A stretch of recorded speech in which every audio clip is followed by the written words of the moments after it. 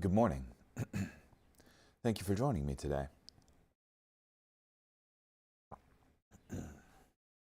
This morning, we will be in 2 Kings, chapter 13, verse 1 through chapter 14, verse 29.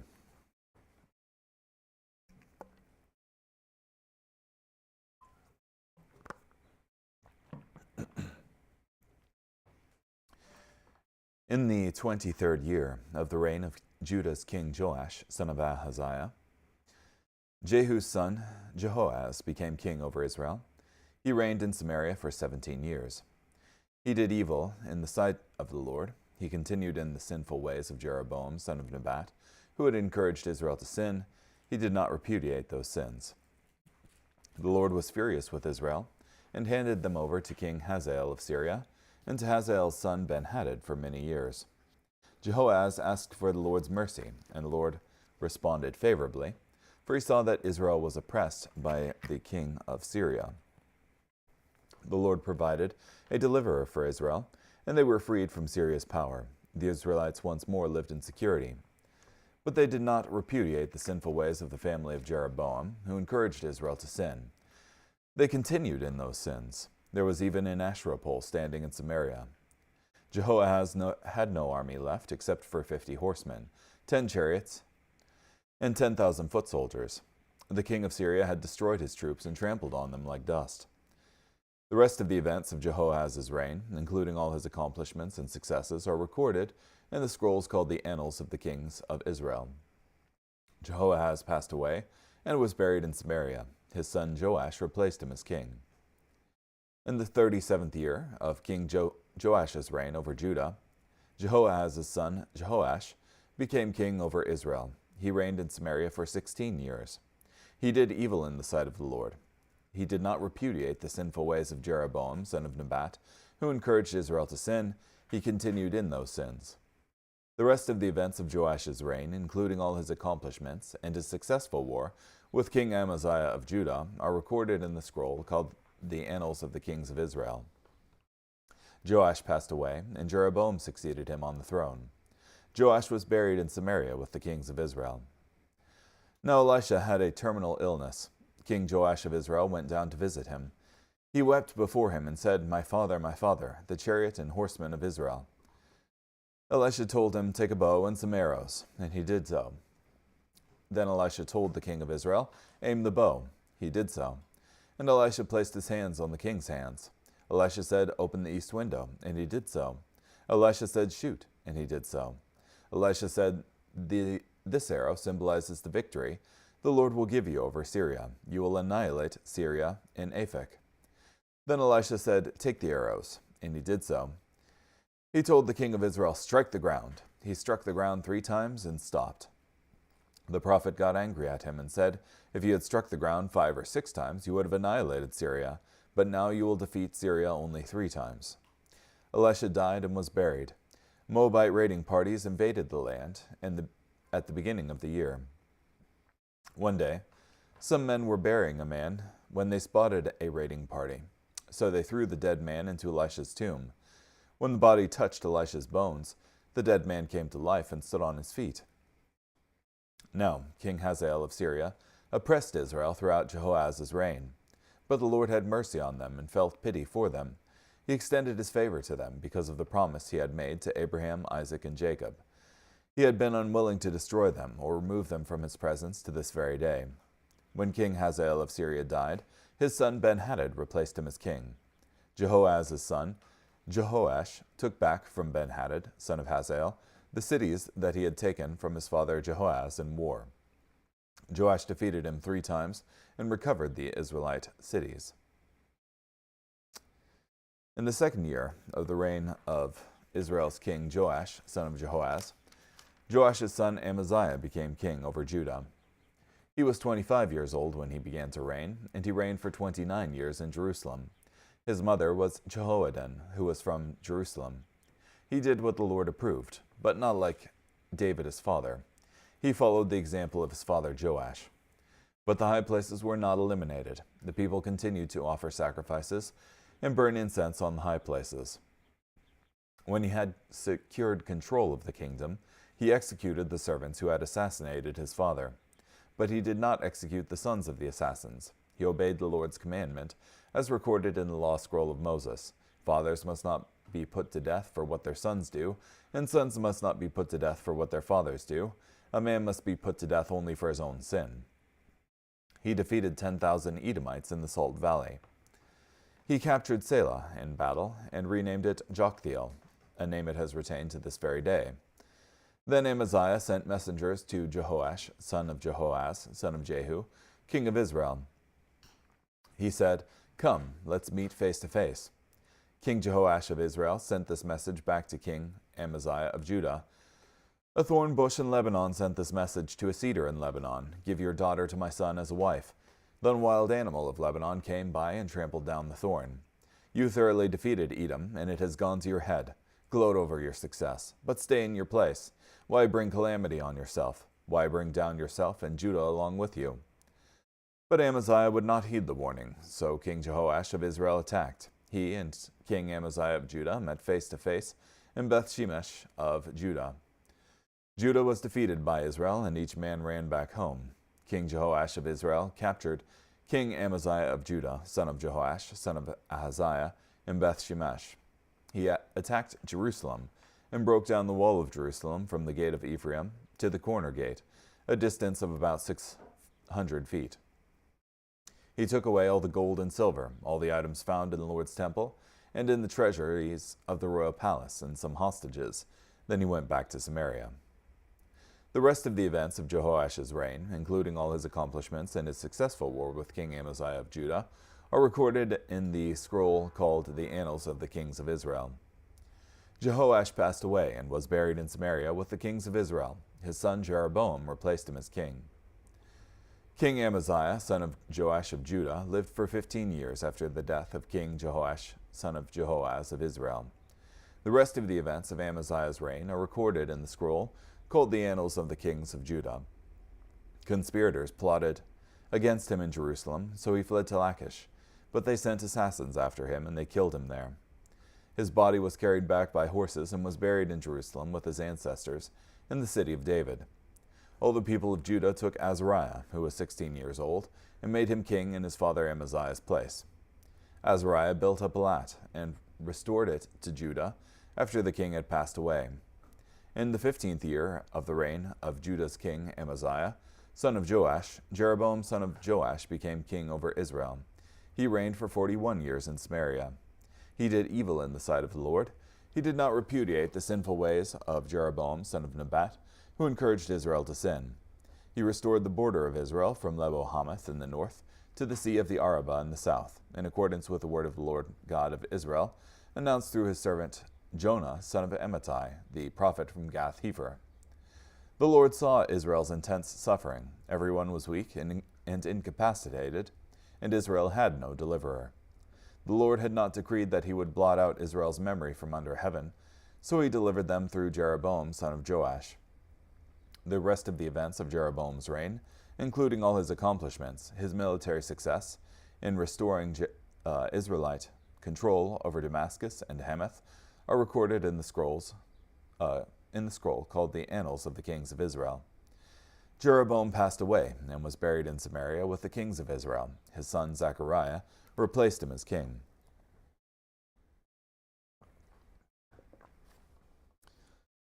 Oh man, that was kind of rough. I struggle particularly with this section of Kings. Prior to this, I can keep in memory like who's king of Israel, what their line is, and who's the king of Judah, what their line is. But with these two sections here, it's pretty rough.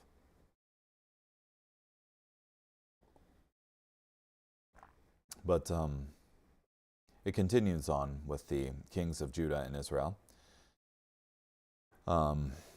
You have just the fallout from Syria attacking, that is, this King Hazael. And his son Ben-Hadad which is kind of interesting because you had Ben-Hadad, and then he was deposed by Hazael, and then he names his son Ben-Hadad.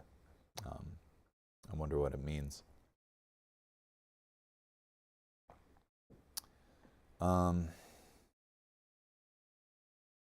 Lots of the Israeli kings continue in the sinful ways of Jeroboam, that is the one who split off and set up the golden calf idols for himself.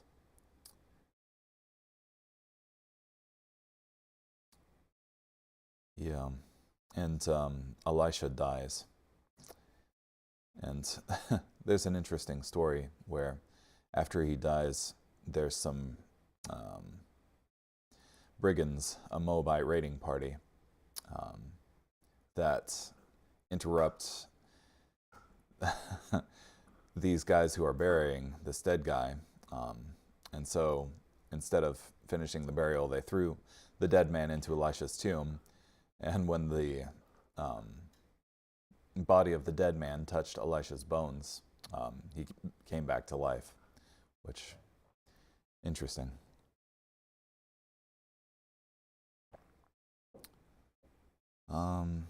And you had a prophecy to the king of Israel concerning his defeat of Syria.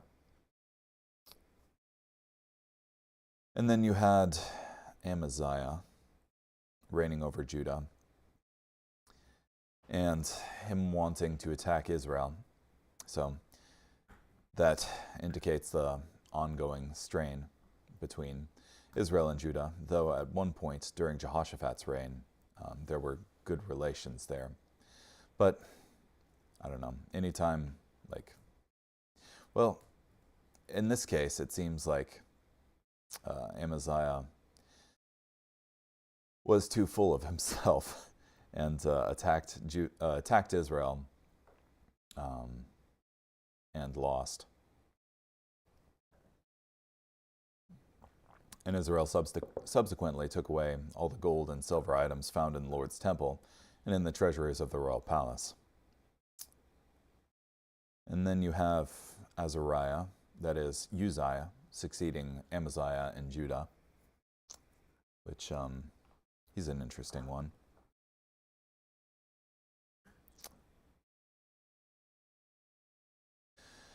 Yeah, you have generally a string of good godlike kings in Judah, though they have some falling short, I think. Anyhow, let's see what Guzik has to say concerning this group. Jehoaz, the son of Jehu, became king over Israel. This was the beginning of the fulfillment of a promise made to Jehu, recorded in 2 Kings 10:30. God promised him that his descendants would sit on the throne of Israel to the 4th generation. This dynasty, though founded on a violent overthrow of the previous royal house, continued because Jehu came to the throne doing the will of God. And that was the punishing of Ahab's house. He did evil in the sight of the Lord and followed in the sins of Jeroboam. His father Jehu also continued in the idolatry of Jeroboam. Jehoaz followed in the footsteps of both Jeroboam and his father Jehu.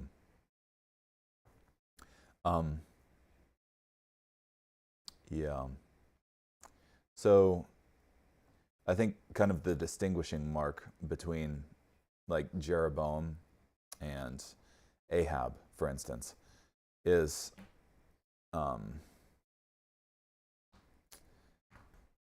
Ahab instituted Baal worship as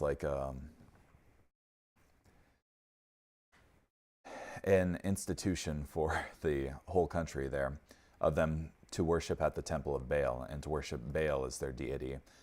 And Jeroboam essentially still continued in that the worship of the true God Yahweh was okay, but you do it through these calf idols in Bethel and Dan. So, but still idolatry in both cases. He delivered them into the hand of Hazael, king of Syria. The northern kingdom of Israel still had its own name and king, but they were a tributary and subservient nation to Syria. In the general history of this time, the Assyrian Empire kept the Syrians weak and unable to expand their domain into Israel. But there was a period when internal problems made the Assyrians bring back their troops from the frontiers of their empire, and the Syrians took advantage of this time of Assyrian distraction. So Jehoahaz pleaded with the Lord, and the Lord listened to him. Jehoahaz was an ungodly man, and this prayer did not mark a lasting or real revival in his life. Yet God listened to his prayer because of his great mercy and because of his care for Israel. The term pleaded with the Lord comes from a word meaning to be sick, implying weakness and dependency. Jehoahaz was at the end of his rope, from Dildeh. The restoration to prosperity began under Joash, son of Jehoahaz, and culminated during the reign of his grandson Jeroboam II. So prayer is frequently answered after the petitioner has passed away, from Nap. Interesting. Certainly not during the time scale that we would want it, but God operates with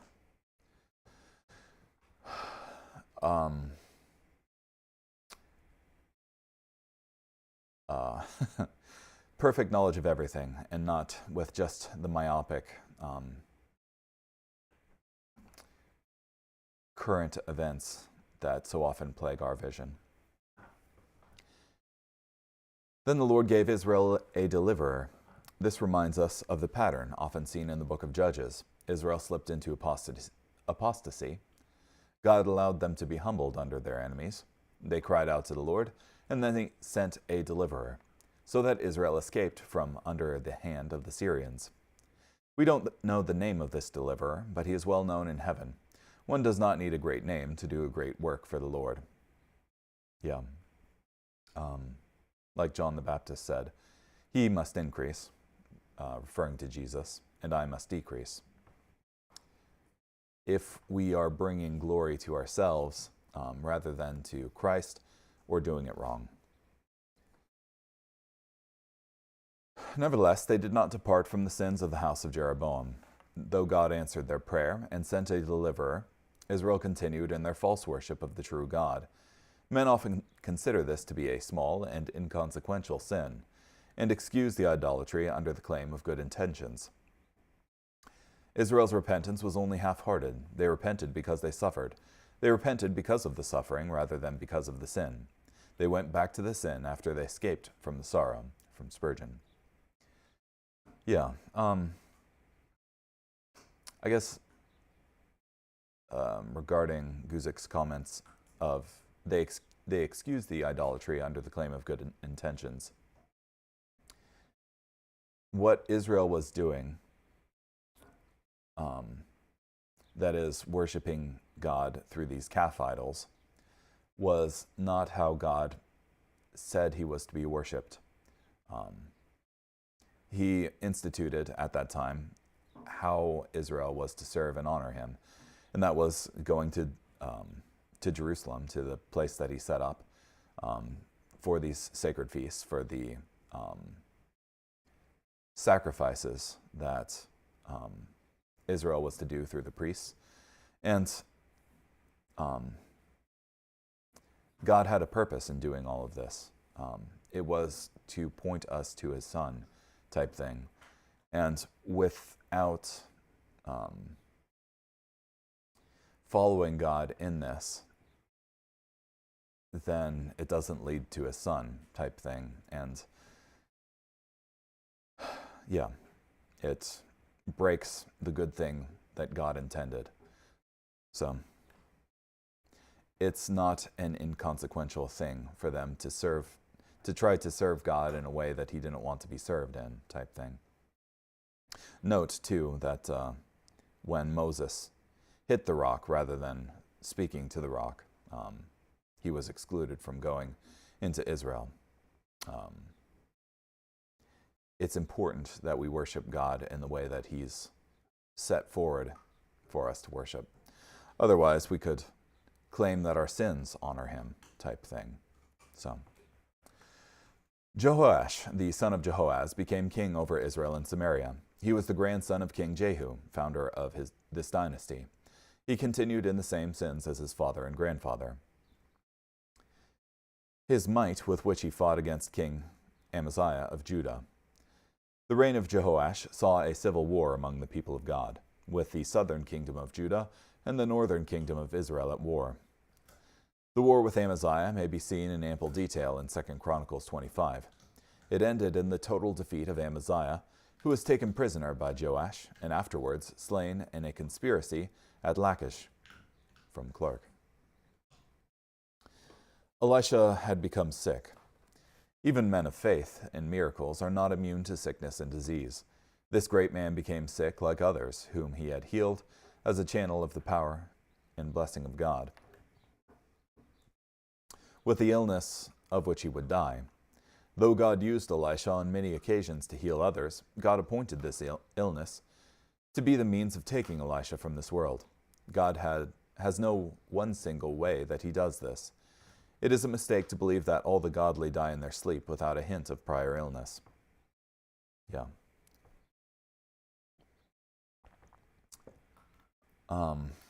It's interesting because you had Elijah prior to him, taken up into heaven in a chariot of fire. And Elisha, who was not lacking in miracles, even compared to Elijah, died from an illness. It's interesting. I had a Pentecostal friend once who told me that if you are sick, you're not in the will of God. God's will for you isn't to be sick, but rather for you to be healed. You have even Paul the Apostle with his thorn in the flesh, who pleaded with God to have it removed from him. And was he lacking in faith? But what did God say to him? That my power is made perfect in weakness type thing. So God has a plan and purpose for our lives. And we have to trust him even when it's difficult, which it's difficult in the case of terminal illness here. Joash, the king of Israel, came down to him and wept over his face. This reaction of the king of Israel might seem strange, having just read the description of the sin and evil that marked his reign. However, it is important to remember that Joash was not a worshiper of the false gods. He was a false worshiper of the true God. He had some respect for the true God, and therefore some regard and honor for Elisha. Dear friends, let us seek to live that even ungodly men may miss us when we are gone. From Spurgeon. Yeah. I can't remember the words to it exactly. I think it's a proverb, but the godly is even at peace with his enemies type thing. The chariots of Israel and their horsemen. Elisha said these words to Elijah at the end of the elder prophet's days on this earth. When he said this to Elijah in 2 Kings 2:12, he recognized the true strength of Israel. He knew that the strength of Israel was really in the presence of the prophet of God. Now Joash sees the same strength slipping from this earth and mourns it. Take a bow and some arrows. Joash was concerned that the true strength of Israel was about to depart from this earth. Therefore, Elisha used this illustration of the arrow shot through the window to show him that the arrow of the Lord's deliverance was still present, and all Joash had to do was to shoot the arrow in faith. Yeah, it's not as though the God that Elisha serves is dying with Elisha. For you must strike the Syrians at Aphek. Elisha made it clear that there was a connection between the shooting of the arrows toward the east and a strike against the Syrians that would bring deliverance to Israel. The window was opened eastward toward Syria, and specifically toward Aphek, the most strategic site between Damascus and Samaria. Aphek was the city where Ahab had defeated the Syrians years earlier. From Dilday. It was an ancient custom to shoot an arrow or cast a spear into the country which an army intended to invade. The dart, spear, or arrow thrown was an emblem of the commencement of hostilities. From Clark. "Take the arrows." Joash just heard Elisha make the connection between the arrows shot through the window and the coming victory over the Syrian army. He knew that these arrows represented the Lord's deliverance of Israel against Syria. "Strike the ground." Joash timidly received this invitation of the prophet to shoot the arrows at no particular target so that they hit the ground. He shot 3 arrows and stopped, not sensing that what he should have, that the arrows represented victories in battle over the Syrians, and he should have received the prophet's invitation more boldly. The phrase "strike the ground" can be for shot arrows hitting the ground. Elisha asked Joash to shoot the arrows through the window at no particular target, not to pound them on the floor. Elisha clearly asked Joash to do something that modeled prayer. Shooting the arrows required effort and aim. Shooting the arrows required instruction and help from the prophet of God. Shooting the arrows had to be done through an open window. Shooting the arrows had to be done without knowing the exact outcome ahead of time. The target was only fully known by faith.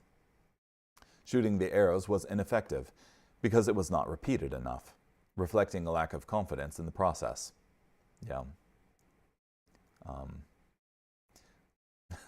Might have thought the whole exercise was a bit stupid, but it was prophetic.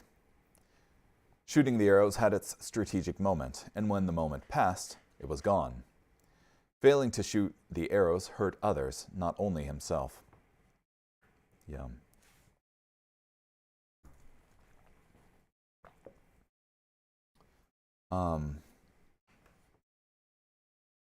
And I think God sometimes asks us to act out our faith and do something that we would not otherwise do, in faith that God will follow through on it, type thing.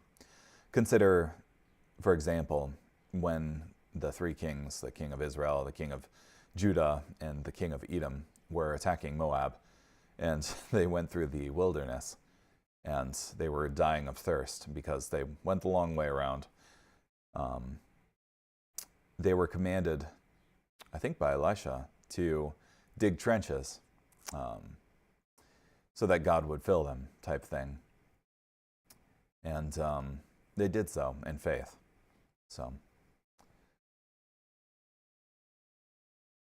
And also Naaman, the Syrian, how he was healed. He was to dunk in the Jordan 7 times, type thing.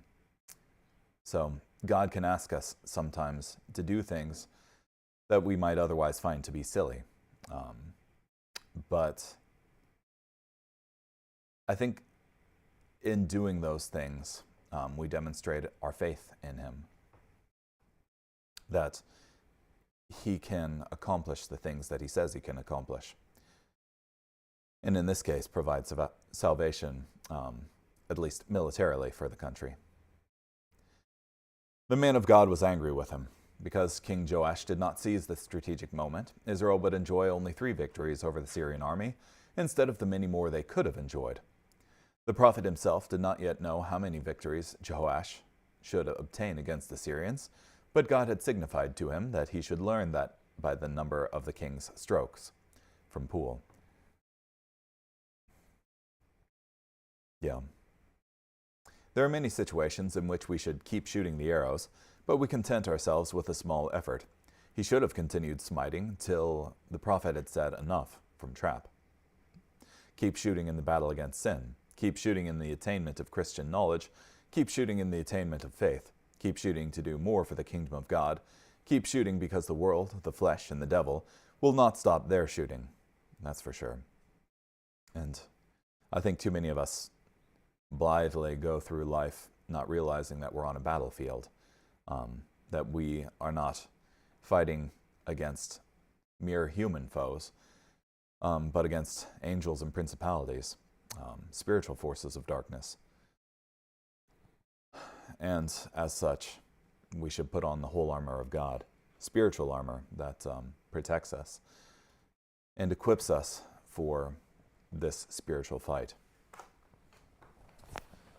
When God invites us to take something by faith, we must receive it boldly and ask him knowing that he is a great king and giver who is honored by bold, reverent requests. Only Joash's lack of faith manifested in his half-hearted smiting the ground with the arrows but thrice, prevented his destroying the Syrians utterly, and it was unto him according to his faith. Yeah. From Knapp here. And that's a good point. That the measure of faith with which he trusted God, with the measure of faith that he trusted God, victory was granted to him. And in similar ways, you have Jesus in the New Testament saying, like, your faith has made you well type thing.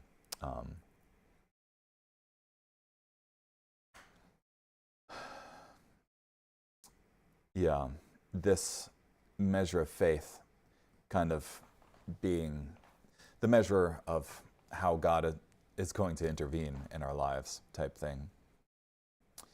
And so I think it's useful to review how we can increase our faith in God.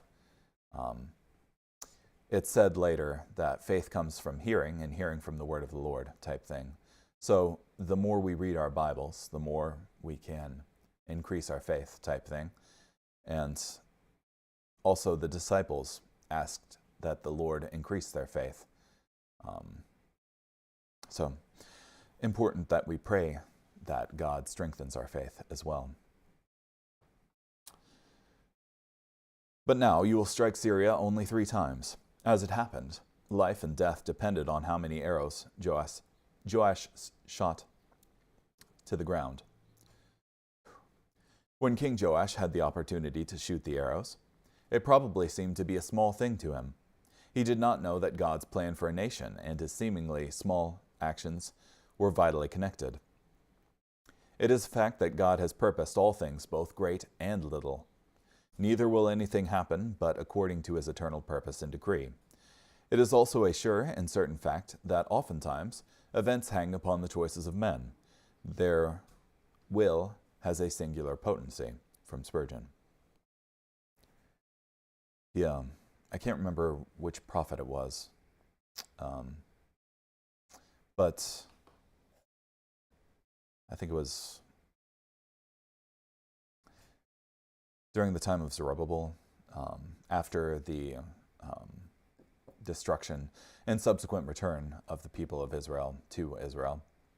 And it was, I think, Zerubbabel laying the plumb line type thing.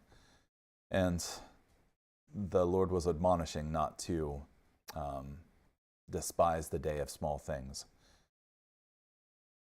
Yeah, because both these great days where great victories are won, and these small days where seemingly small victories are won, add up in the long run. And both set us on a course, whether it be to heaven or to hell type thing. We think of all the excuses that Joash could have made, yet none of them are valid. I stopped shooting because I didn't want to be presumptuous and ask for too much. I stopped shooting because I'm not a very good archer. I stopped shooting because Elisha didn't help me more. I stopped shooting because I thought 3 was plenty. I stopped shooting because I didn't think it would do any good. I stopped shooting because I wasn't in a shooting mood. I didn't feel like it. I stopped shooting because I don't want to get overexcited. From Spurgeon, so there be some who think that hearing the gospel is a little thing. Life, death, and hell, and worlds unknown may hang upon the preaching and hearing of a sermon. To hear attentively and not be disturbed in the sermon may seem a very insignificant thing. And yet, upon the catching of the word, may result either the attainment of faith or the absence of faith, and so the salvation that comes by faith. Amen. Yeah. And I think it's important for us not to get distracted when there is such a great spiritual battle in front of us, and the salvation of not only our souls, but others as well. Then Elisha died, Perhaps he expected or hoped that he would be carried up into heaven after the dramatic pattern of his mentor, Elijah. Yet, that was not God's plan or will for Elisha. Like many others, he simply became old, sick, and then died. When the man was let down and touched the bones of Elisha, he revived and stood on his feet. This is one of the more strange and unusual miracles in the Bible.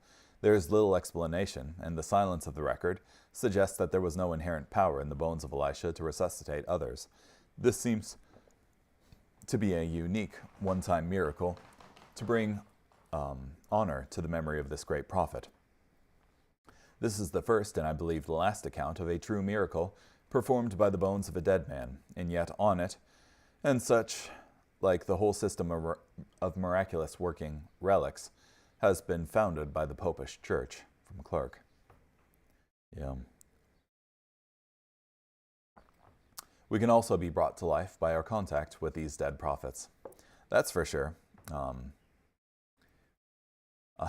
Though Guzik, of course, here means the reading of their stories. Hazael, king of Syria, oppressed Israel. This was allowed, even planned by God, as a way to discipline this wayward nation.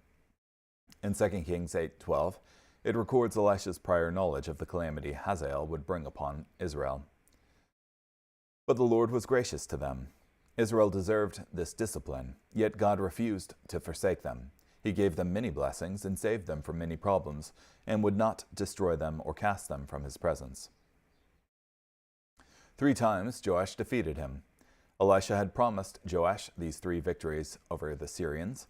We can suppose that, especially after the 3rd victory, King Joash wished he had shot more arrows through the window at the invitation of Elisha. Yeah. He did what was right in the sight of the Lord. Amaziah, son of the great reformer Joash, continued the general godly reign began by his father. He made a good beginning, and thus adhering closely to the law. Happy would it have been for him and his kingdom had he continued as he began. From Knapp. Yet, not like his father David, he did everything as his father Joash had done. Compared to Joash, Amaziah faithfully continued his policies, yet some of these policies allowed compromises, such as the allowing of continued sacrifices and incense offerings on the high places. Compared to David, the greatest merely human king to reign over the people of God, Amaziah did not match up favorably. The constantly repeated story of limitation in loyalty is told again, from Morgan. Yeah. And I think, too, this is an important point, that rather than following after his predecessor David, he followed after his direct father Joash.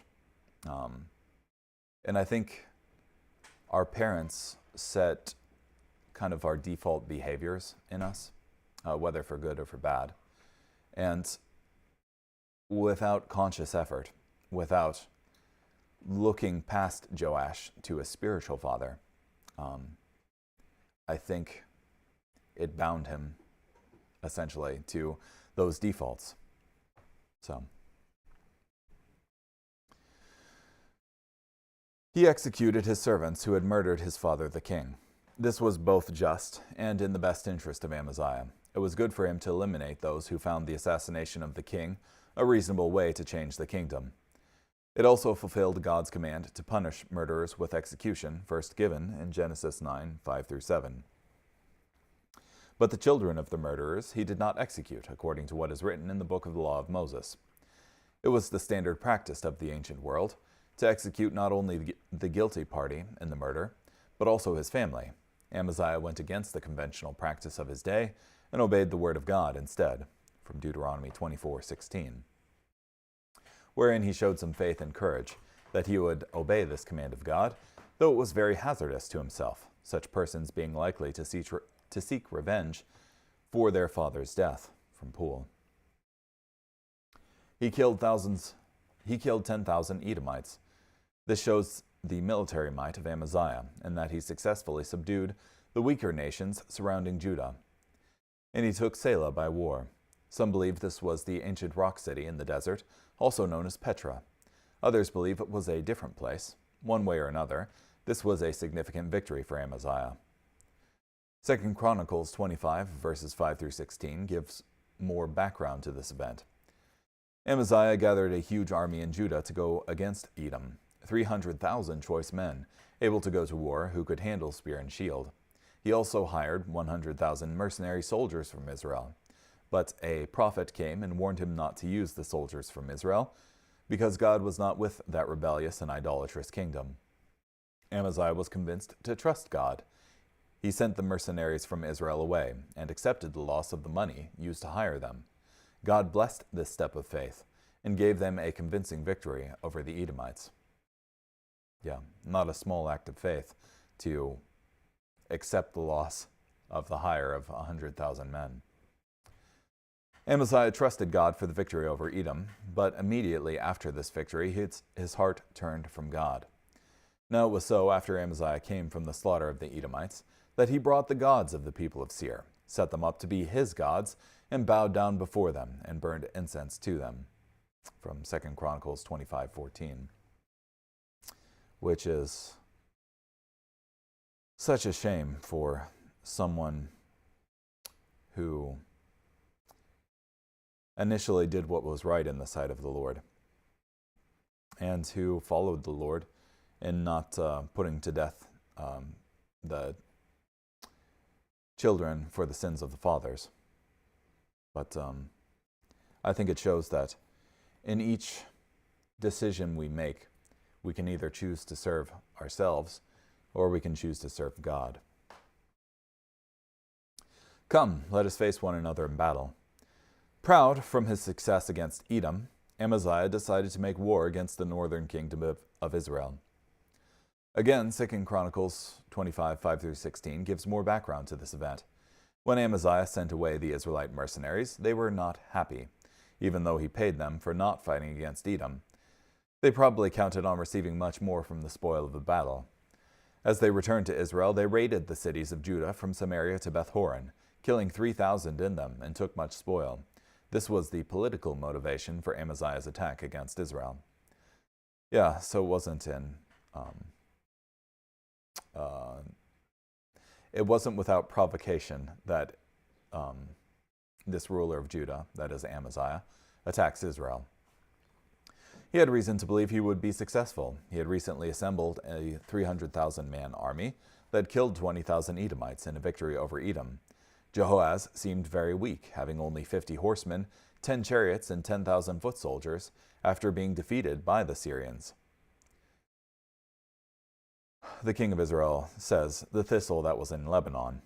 The reply of Jehoash, king of Israel, was both wise and diplomatic. With this little story and its application, he counseled Amaziah to glory in his previous victory over Edom, but then to stay at home. The thistle, imagining himself to be equal with the cedar, presumptuously suggested a marriage alliance between them. The difference between the two was made obvious when a wild beast passed through and crushed the thistle underfoot. Of course, the beast was powerless to injure the cedar. From Dildé. Why should you meddle with trouble so that you fall, you and Judah with you? Amaziah should have listened to this word from Jehoash, but he didn't. He provoked a fight he should have avoided, and did not consider both the likelihood of success and the effect his defeat would have on the whole kingdom of Judah. Israel captured Amaziah, king of Judah. Because of his foolish attack against Israel, Amaziah lost his freedom, and for a time became a prisoner of the king of Israel. Amaziah had a mighty arm, and Jehoash had a weak army. Amaziah had a mighty army, rather. Yet God gave Israel the victory over Judah to rebuke the idolatry of Amaziah. It came from God that he might give them into the hand of their enemies, because they sought the gods of Edom. Yeah. It's so surprising to me that Amaziah here turns from the living God that gave him victory over Edom to the gods of the nation whom he had just defeated. They obviously didn't help them, and yet he abandoned the God who gave him victory. And took up the gods of the defeated. So too, I think we today can abandon the God that gives us victory and turn to gods that have been defeated. If we turn to anything else other than the true God. So,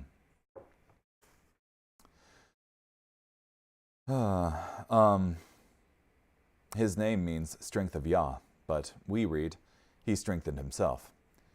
His character of self-sufficiency, thus belying his name, a thing not uncommon in our day, from Nap. Yeah. He went to Jerusalem and broke down the wall of Jerusalem. Because of his foolish attack against Israel, Amaziah saw the defenses of Jerusalem broken down. Not only did they lose the battle at Beth Shemesh, but they were also in a weaker position to face future attacks. And he took all the gold and silver. Because of his foolish attack against Israel, Amaziah lost the treasure of the people of God. It wasn't just the loss of his personal wealth, the treasure of the king's house, but also the gold and silver of God's people. Amaziah didn't have the wisdom to see how losing this battle would hurt others as well as himself. Yeah. And oftentimes I think we're short-sighted and don't see that the battles that we fight personally often spill over into other people's lives as well. This even extended to hostages who were taken from Jerusalem to Samaria. This decision to attack Israel was his alone, but the price paid for the foolish attack was paid by the whole kingdom of Judah. It is a sober warning to all leaders to consider how their foolish decisions affect many other people. The quarrel of Amaziah was certainly just, yet he was put to the rout. He did meddle to his hurt. He fell, and Judah fell with him, as Joash had said, from Clark.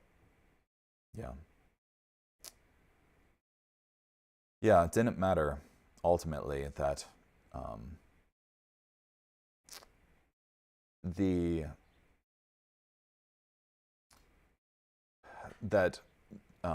Amaziah was technically in the right because he lost his relationship with God. And that ultimately cost not just him, but the nation as a whole. They formed a conspiracy against him in Jerusalem. The embarrassing loss against Israel undermined Amaziah's support among the leaders of Judah. He lived 15 years after the death of Jehoash, which probably prompted his release from imprisonment in Israel, but it was a kind of lifeless life. He lay all the while under the hatred and contempt of his subjects, from Trap. He fled to Lachish, but they sent after him to Lachish and killed him there. Amaziah tried, but was unable to escape the conspirators. He was assassinated just like his father was. Lachish was the first of the cities of Judah to adopt the idolatries of the kingdom of Israel. The beginning of the sin to the daughter of Zion, for the transgressions of Israel were found in thee, from Micah 1, verse 13. And it was natural for the idolatrous Amaziah to seek an asylum there, from Nap. Some commentators believe the assassins who put Amaziah to death in verse 19 may have been the very children whom Amaziah had spared.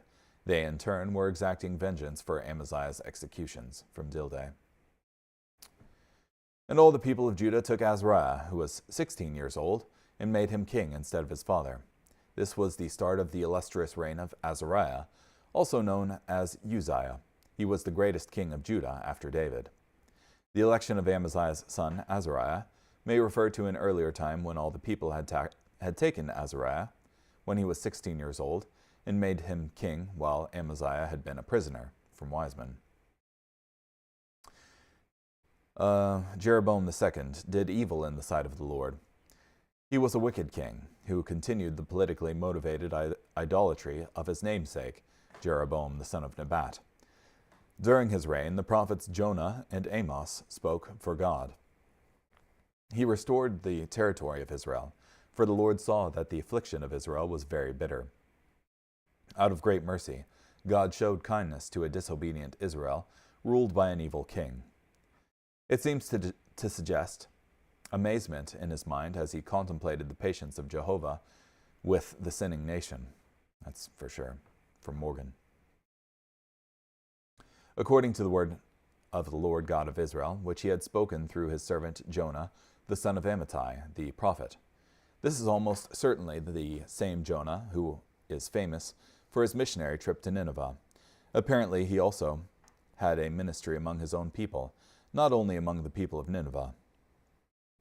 God sent them Jonah to encourage them and to assure them of better days. From Clark. His might, how he made war, and how he recaptured for Israel from Damascus and Hamath what had belonged to Judah. The reign of Jeroboam II was a time of economic, political, and material prosperity for Israel, yet it was not because of their own merit or goodness, but because of God's great mercy to Israel. Archaeology confirms the economic might of Jeroboam II.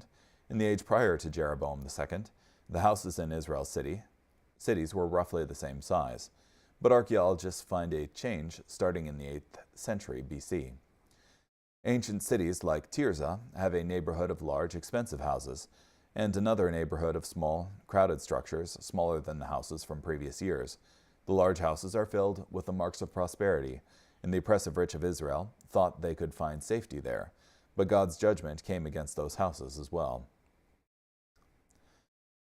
The resultant prosperity, however, which ended in the wrong use of power and luxury and the oppression of the poor, was denounced by the contemporary prophets, especially Amos, Isaiah, and Micah, from Wiseman. In the days of King Jehoaz of Israel, God promised to send a deliverer to Israel, one who helped them to escape from under the hand of the Syrians. It is likely that Jeroboam II was this promised deliverer. From Damascus, though the hand of the Lord was behind these events, God used the strength of the Assyrian Empire to bless Israel. For most of its history, the northern kingdom of Israel struggled against Syria, her neighbor to the north. But around the year 800, the mighty Assyrian Empire defeated Syria and neutralized this power that hindered Israel's expansion and prosperity. With Syria in check, Israel enjoyed great prosperity during the reign of Jeroboam II. Sorry, I've got a little dog here. You want it? There you go. My little co-host.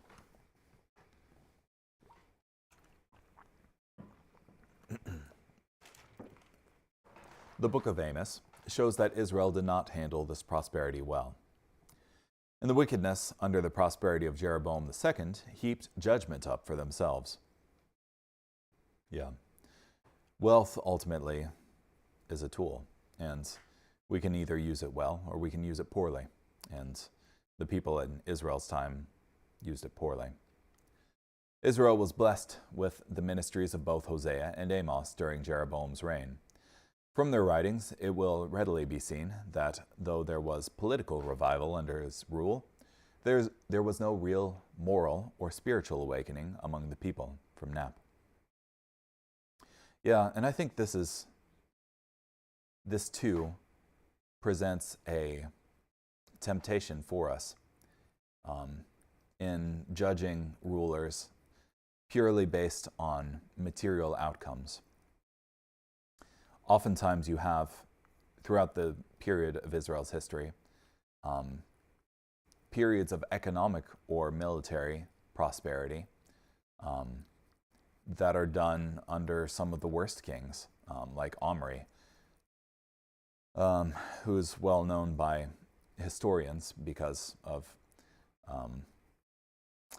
I guess, just the artifacts there and how for a time it was called Omri land. During Ahab, it was prosperous, and during Jeroboam II here, it was also prosperous. But rather than simply looking to the material prosperity of the nation, we should look to the spiritual prosperity of the nation as being the thing that God is concerned about, and ultimately what's going to cause the nation to either continue or fall.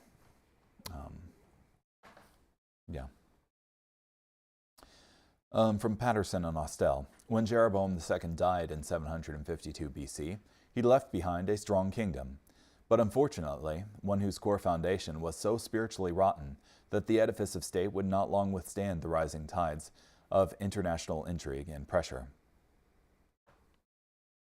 Yeah. Then Zechariah, his son, reigned in his place. Zechariah was the fourth generation of the Jehu dynasty, and it was prophesied that the dynasty of Jehu would continue for 4 generations. From 2 Kings chapter 10, verse 30. From the time of Jeroboam's death, declension set in, ending less than 70 years later in its final overthrow and dissolution. Prophetic ministry was from this time greatly increased. Such is the way of our gracious God. An unknown writer says that when judgment is near to approach, then testimony is multiplied. From Knapp. Yeah. The purpose of these prophets, of all of these men of God who came and did their ministries in both Israel and Judah, wasn't for some fatalistic purpose of just like, you're going to burn, the end is near, this is, you're going to die type thing. It's not a proclamation of the end is coming and there's nothing that you can do about it. But rather, if you continue on this course of action, that this will ultimately be the result. God said, do I take any pleasure in the death of the wicked, rather that the wicked should turn from his wicked way and live. It's not for the purpose of rubbing salt in the wound that God is giving all of these prophets, and indeed multiplying them as the time of Israel's punishment draws nearer, but rather that they should turn from their wicked way and live. So, yeah. I think this provides kind of a lot to think about. That we should act in faith to God, that we should pray for Him to increase our faith, that we should read the Word so that our faith would be increased, that we should act faithfully, not growing lax, not saying I've done enough, but rather fight the good fight, finish the race type thing, and ultimately trust in God, who can bring us through to the day of resurrection. Anyhow, thank you so much for joining me today. Hope you have a great day. Bye.